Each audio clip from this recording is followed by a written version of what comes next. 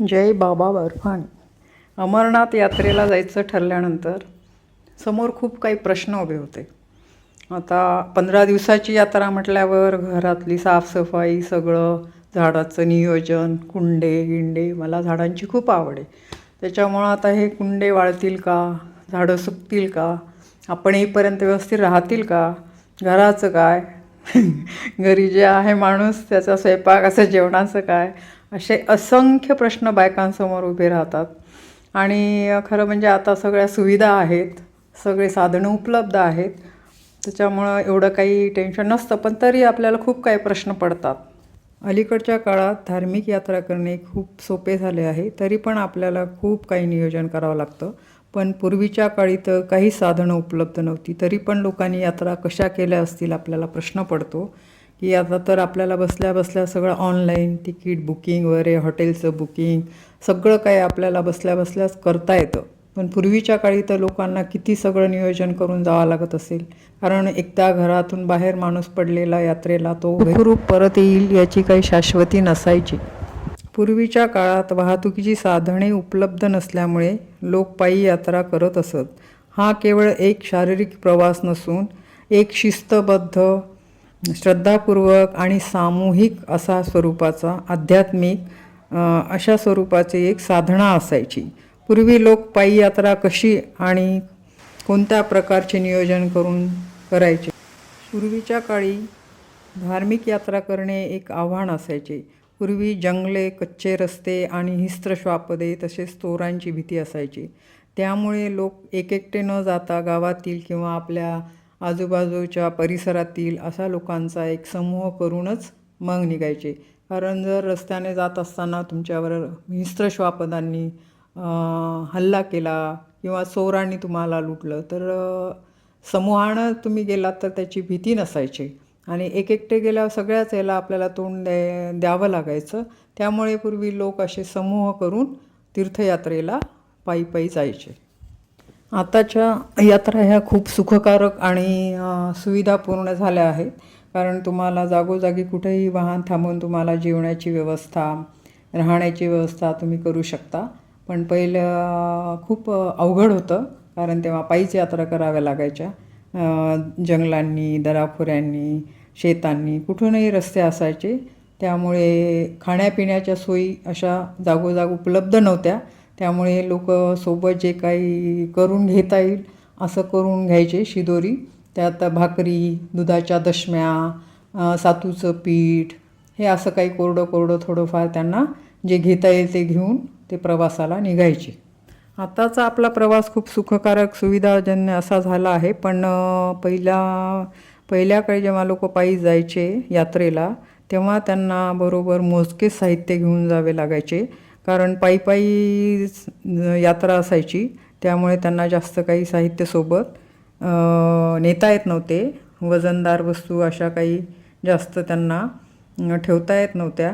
त्यामुळे ते मोजकंच साहित्य घेऊन यात्रेला निघायचे.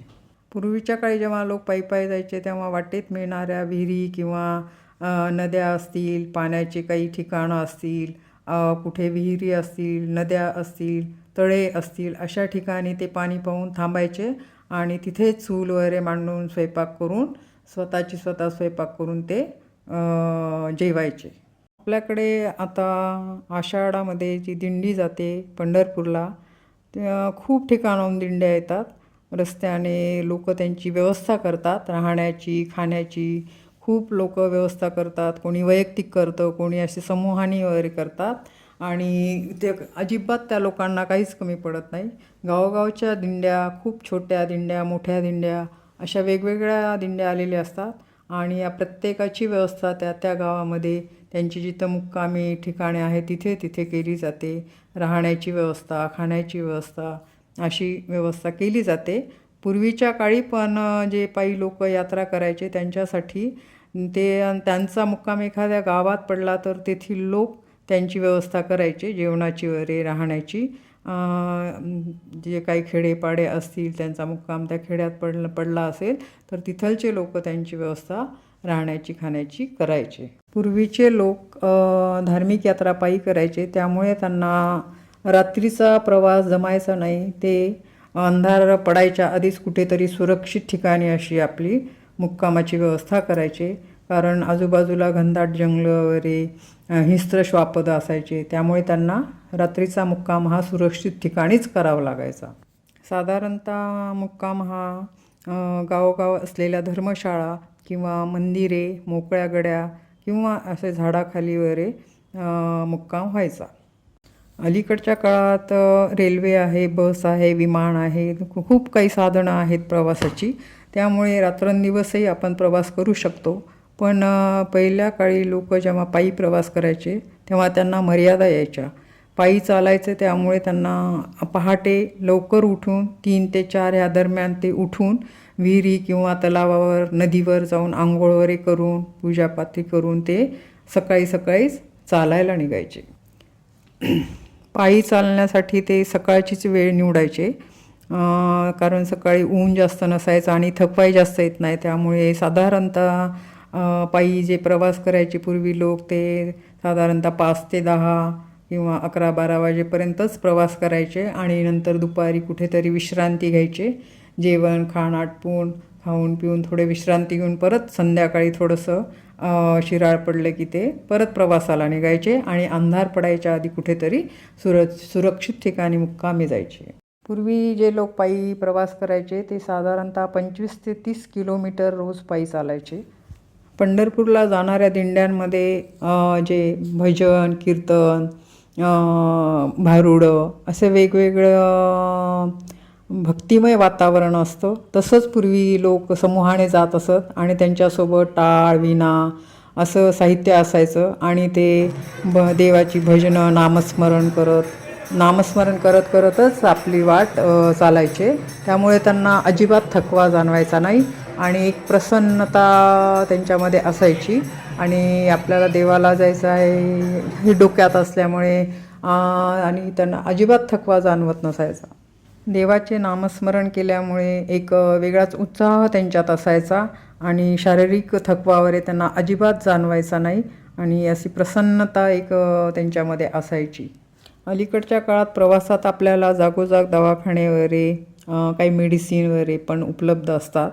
पण पूर्वीच्या काळी लोकांना यात्रेदरम्यान काही ताप वगैरे आला, अंग दुखलं, काही लागलं वगैरे तर असं काही मेडिकल उपलब्ध नव्हतं. पण त्यांच्याजवळ जे काही जडीबुट्टी वगैरे असायची, काढे असायचे, त्या गोष्टींचा ते वापर करायचे आणि आपलं आरोग्य चांगलं ठेवायचे. दुखापत झाल्यास, ताप आल्यास काढे, जडीबुट्टी, चुना, हळद, तुपाचा लेप किंवा नैसर्गिक वनस्पतींचा वापर ते करायचे. पूर्वी पायी यात्रा करताना जर कोणी खूपच आजारी वगैरे पडला किंवा त्याला दुखापत झाली, तो चालू शकत नसला, तर मग त्या एखाद्या आजूबाजूच्या खेड्यापाड्यात कुठं बैलगाडी वगैरे उपलब्ध असेल किंवा डोली असेल तर ती घेऊन त्या आजारी माणसाला पुढचा मार्ग ते त्या डोलीतून किंवा बैलगाडीतून करायचे. पूर्वीच्या पायी यात्रा या केवळ शारीरिक कष्ट नव्हत्या, तर ती एक सांस्कृतिक, सामाजिक आणि आध्यात्मिक साधना होती. सहनशीलता, परस्पर सहकार्य, निसर्गाशी एकरूपता आणि देवाची भक्ती यांच्या जोरावर लोक हजारो किलोमीटरचा प्रवास हसतमुखाने पूर्ण करत असत.